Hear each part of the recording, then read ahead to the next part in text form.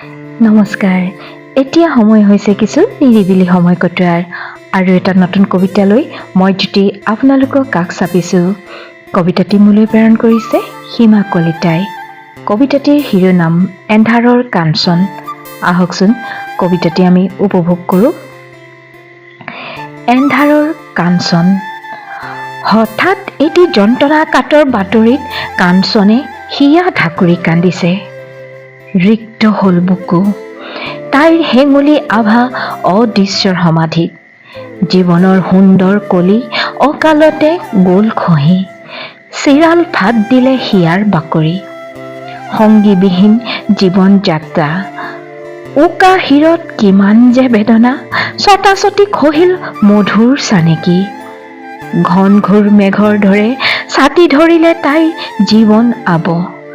দুৰ্দান্ত গতিত সকলো হেৰাল।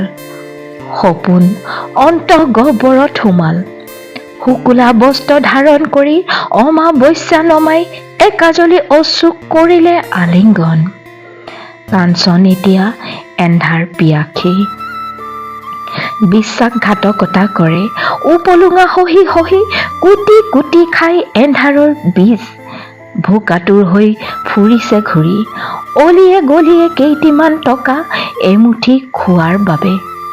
কিন্তু কৰিব কি? দিগ্ভ্ৰান্ত ৰাতিৰ পক্ষী। তাইৰ যে প্ৰতিটো দিন বিবৰ্ণ। প্ৰতিটো ৰাতি যেন হৰিণাৰ মাংসই বৈৰী। মুক্ত আকাশৰ তলৰ ৰাং কুকুৰবোৰে ফুৰে খেদি। তাই এতিয়া সিহঁতৰ একমাত্ৰ কামনা।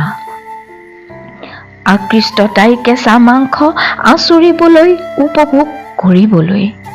মনত অব্যক্ত বেদনা মান অভিমানৰ টুকুৰা। তাইৰ আমনি লাগে। কিন্তু কাঞ্চনো ভোকাতুৰ সপোন প্ৰিয়। বিচাৰে সৰগী সুখ পাবলৈ। প্ৰাণ খুলি হাঁহিবলৈ। মানুহ হিচাপে জীয়াই থাকিবলৈ। সপোনক বাস্তৱায়িত ৰূপ দিবলৈ। তাইৰ ভয়াৱহ দীনতা দেখিও বুকুত স্খলিত আঘাত দেখিও নগ্নতা ঢাকিবলৈ কোনো নাহিল। ধন্যবাদ।